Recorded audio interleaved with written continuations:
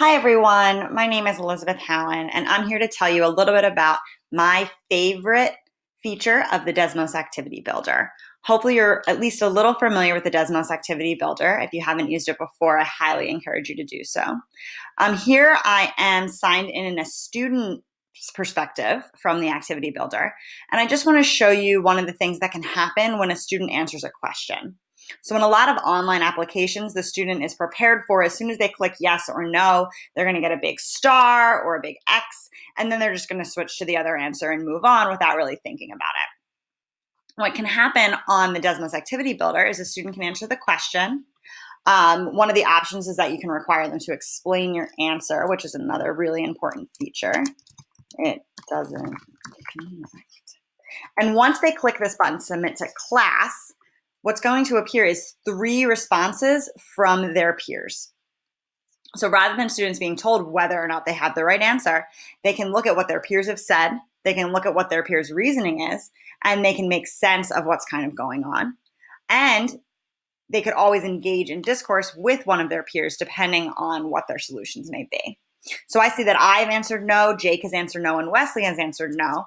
And maybe this is an opportunity for me to go talk to Saeed. Maybe I can question his reasoning. Maybe I can make sure he knows what he's talking about. Or maybe he and I can get involved in a little bit of a debate and discourse back and forth as to who might have the right answer.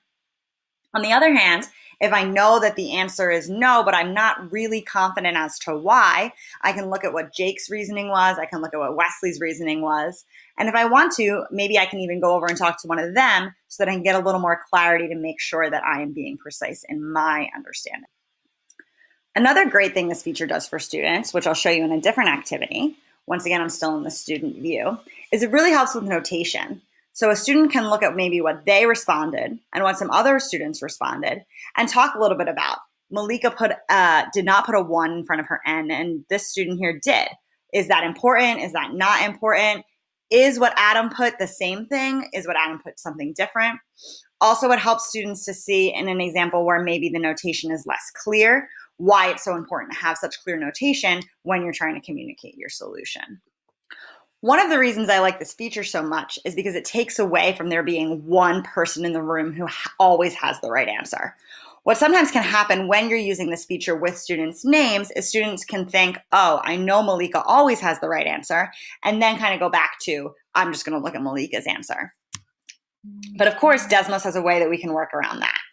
So what you can do, and this is from the teacher view, is as a teacher, I can go in and I can take their names and anonymize them. So now what happens is all of my students' names have been replaced with some famous mathematicians and scientists, which can lead to great discussions to have later. But what this looks like from a student view is now where I had my peers' names, I now just have random names. So again, I can think through, I can see different solutions, but I don't know who in the room said yes and who in the room said no. So I can't rely on whether or not I think they're smart or not to know if they have the correct answer. This feature is super easy to use and to add on if you're creating your own activity. So say, for example, you have an activity and you have a question you want to ask students. You can add a note to ask the question. And all you need to do when you click input is just leave this box checked and students will be able to see their classmates' responses. Then once again, it's up to you while you're working to either anonymize or leave their students with their names, depending on what level of discourse you want and whether or not you want students to know who said what. Once again, I think this feature is just extremely important because it reiterates that there isn't just one correct answer and that correct answer isn't the be-all, end-all, and more that it's about the discussion and the reasoning behind your answer that's most important. This has become one of the most important tools that I've used in my classroom to support students' learning and understanding.